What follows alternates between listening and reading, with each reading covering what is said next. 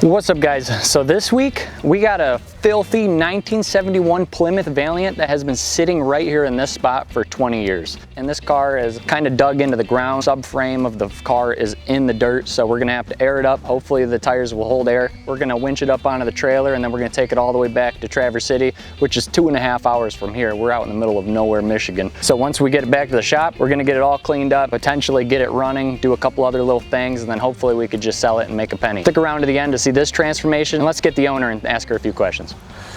Hi. Hello. Must be Judy. I must be. Like cookie? I'm all right. I ate a lot of sweets on the way here. Oh, I'm really? a sweets eater already, but I appreciate it. I'll take some before I go, though. Okay. That's for sure. All right, guys, so I'm with Judy, the owner, and I got a few questions for you, Judy. Okay. How long has this car been sitting here, and why'd you park it? The car belonged to my mother-in-law. When my father-in-law died in July of '70, she had 9 kids, and her oldest son took her to Coopersville Motors, and they bought the car because she had a little Falcon, and they wanted to have something dependable. So she bought it brand new from Coopersville Motors, which is the Plymouth dealer in Coopersville, and she had it until she passed in 2000, but I think she quit driving in like 1996 or 97. My husband was a mechanic, and she wanted my husband and I to have it because we had hoped to restore it. Well, we had kids and stuff, and we didn't have the money, and so it has sat here. And now it would cost too much to restore, and I need to be restored, not the car. So we're gonna clean it up and do what we can to get it back on the road, and then eventually we'll sell it again to somebody that will do the thorough restoration. And then hopefully one day it's all shined up again and painted and driving down the road. I was hoping out of all the grandchildren somebody would be interested. We call it Margaret because that was her name, and some people call it the refrigerator, but she's Margaret. Yeah, so. Okay, well, I'll keep that name going. I'll keep calling it Margaret. Okay, that's Margaret. Awesome. Well, thank you, Judy, for your time and giving me a little story and backstory on the car. And we're going to start airing up. Hopefully the tires will air up. I mean, they've been sitting there for 20 years, but we've aired up tires that have been sitting there for 48 years. You'd be surprised, as long as they hold enough to get it on the trailer. Yeah, exactly. But yeah, we're going to get it out of the dirt and get it on the trailer. All right. Thanks for your time.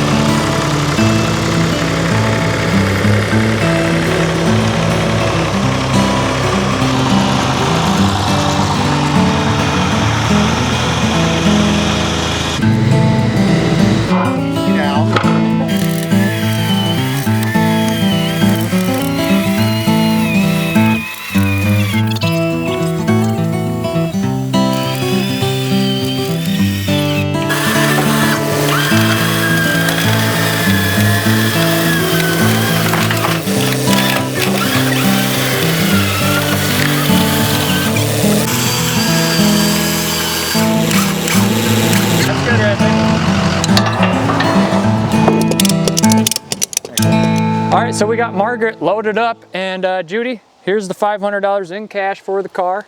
There's the title. And there's the title and the keys to Margaret. Awesome. Any last words to Margaret? Bye.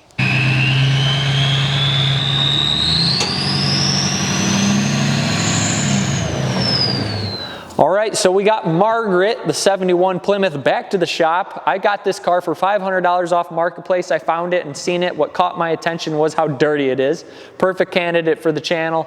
And also for $500, you can't go wrong, and especially with the interior. Once you see this interior, you'd be surprised on how good of condition it is. This car was running and driving and in good condition, parked 25 years ago in the field that it sat, where you seen it, where we pulled it from. And surprisingly, the motor does turn freely really well. I think this car can run and drive again, so we're gonna probably do that in the future, but for right now, we're just gonna go and clean up this car, get it all shining, and see what we need to do next to get this car back on the road. Let's open up some doors, let's check it out, and see what we're working with. All right, like I said, most of the reason why I bought this car was for the interior, so let's open up this door and check it out.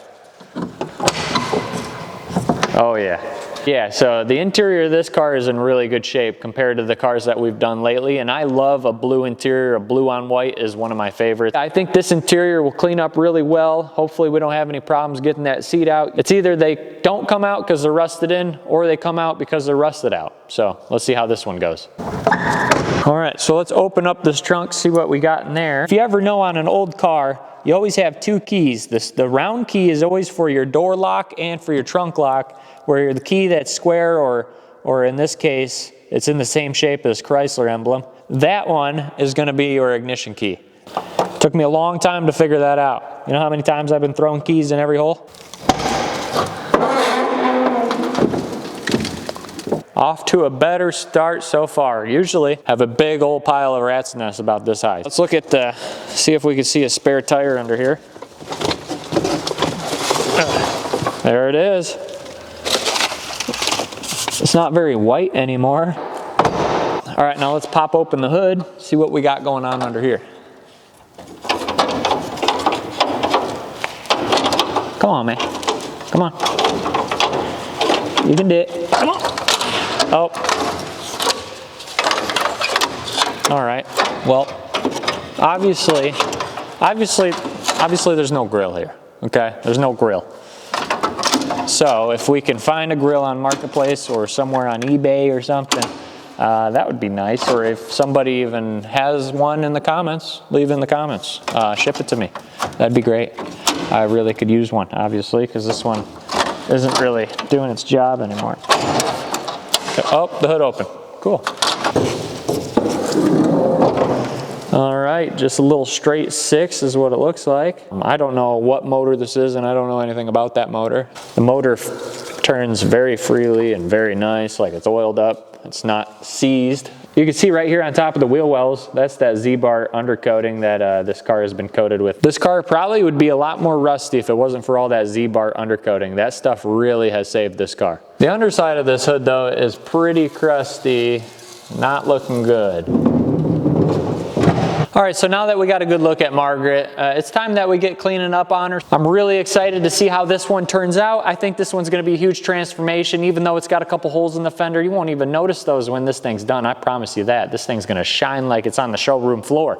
Okay, maybe not. You might see those holes maybe even better than you do now because it's gonna shine so well. And I don't know what it's gonna turn out to be like, but I'm gonna try and make it the best we can. So enough said, let's get into the detail.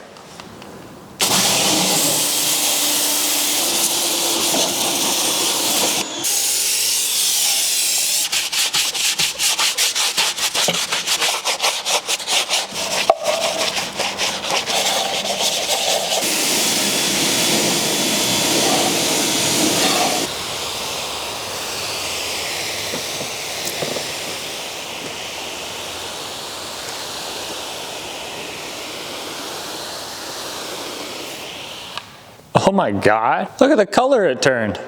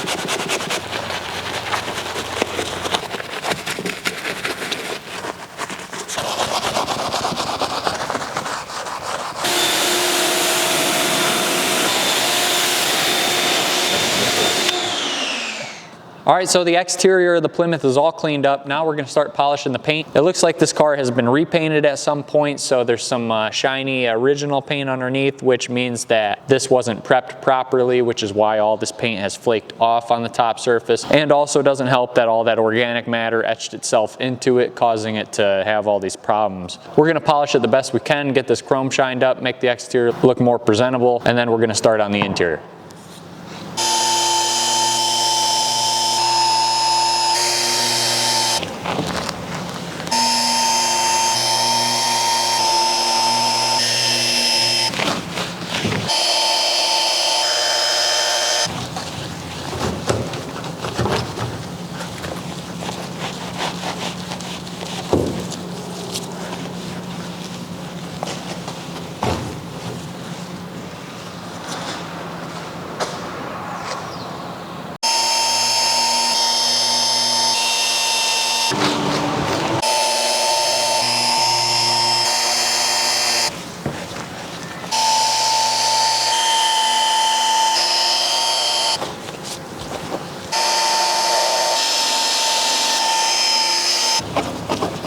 The top surface, there's a lot of peeling and a lot of paint that chipped off, but on the sides here, it's pretty good looking.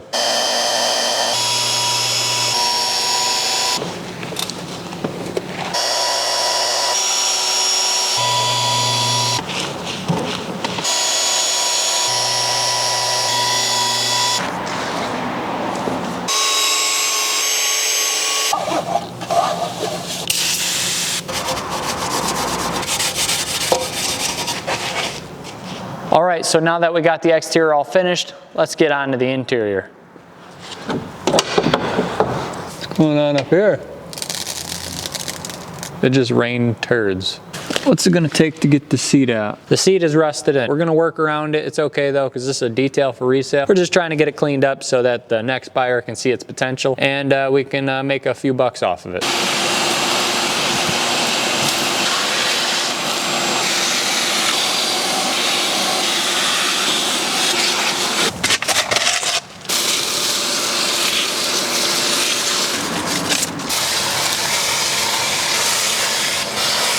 What do we got hidden in the back seat back here? Oh my God, big old nest. Oh God, are we pulling the whole thing right out? I'm gonna pull it right out with the wire. Come on, are you coming with me? Oh my God, here, I'm gonna just stab it. Oh yeah, no, come on. All right, come on, come on, let's go, let's go. There we go, there we go. Freaking cotton candy on a stick.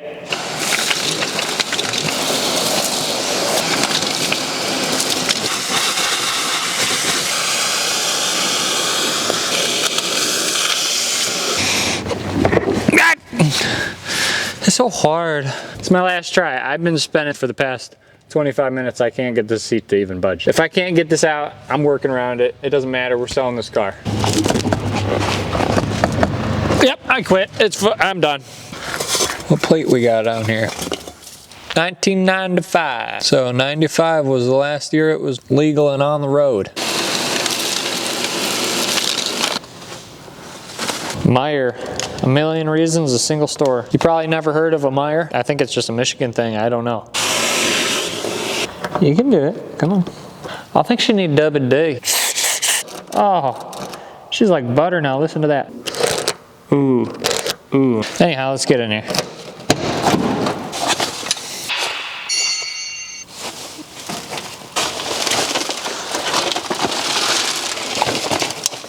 Heck yeah, dude.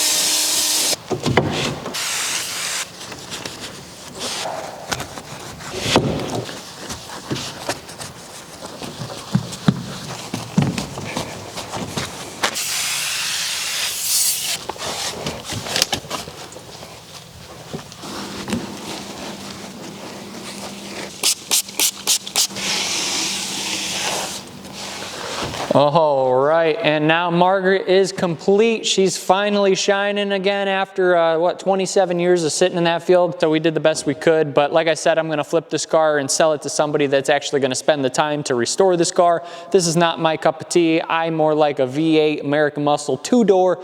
This one has too many doors for me. So now I'm gonna get this car tomorrow pulled out and put it on the lot for sale with the rest of the others. Tomorrow, we're actually picking up a 1971 Ford Torino. So this one's actually more my style. It's a 2-door, it's a V8, and it's American Muscle. It's a cool car. Or maybe it's a 1970, I can't remember. So stay tuned for that next week, and I'll catch you guys on the next detail.